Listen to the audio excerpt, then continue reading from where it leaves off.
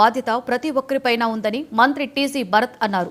కర్నూలులో ఏర్పాటు చేసిన స్వచ్ఛాంధ్ర స్వర్ణాంధ్ర కార్యక్రమంలో ఆయన పాల్గొన్నారు. ఈ కార్యక్రమంలో భాగంగా ఈ వ్యర్థాలపై అవగాహన ర్యాలీని జాయింట్ కలెక్టర్ నవ్య, మున్సిపల్ కమిషనర్ రవీంద్రబాబుతో మంత్రి కలిసి ప్రారంభించారు. అనంతరం మంత్రి మాట్లాడుతూ ఈ వ్యర్థాలను నీటిలో పారవేయడం వల్ల పర్యావరణానికి నష్టం కలుగుతుందని అన్నారు.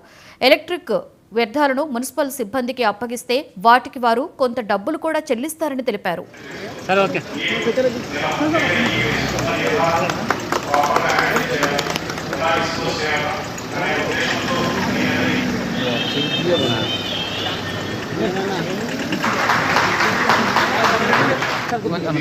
ఈ వేస్ట్ అనేది మోస్ట్ క్రూషియల్ అండి. మనం చాలా ఈజీ అనుకుంటాం చాలా మంది. బేసిక్లీ దీని నుంచి డిస్పోజల్ సరిగ్గా లేకపోతే మెకానిజం క్యాన్సర్ వచ్చేదానికి చాలా అవకాశాలు ఎక్కువ ఉంటాయి. చాలా మందికి తెలియదు.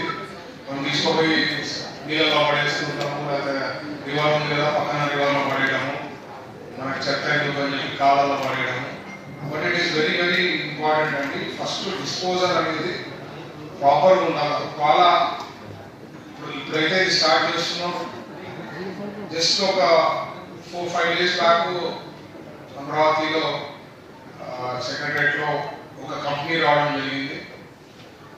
ప్రతి డిస్ట్రిక్ట్ లో ఈ వేస్ట్ సెంటర్స్ ని ప్లాన్ చేసి ఏదైతే ఇప్పుడు ఈ అవేర్నెస్ చేస్తున్నారో ఇంకా ఫర్దర్ గా ఎట్లా చేయాలా అనే ఫర్ దట్ డిస్పోజల్ అవి ఇచ్చే ఐటమ్స్ కూడా కొద్ది వాల్యూ కూడా రావచ్చు. సో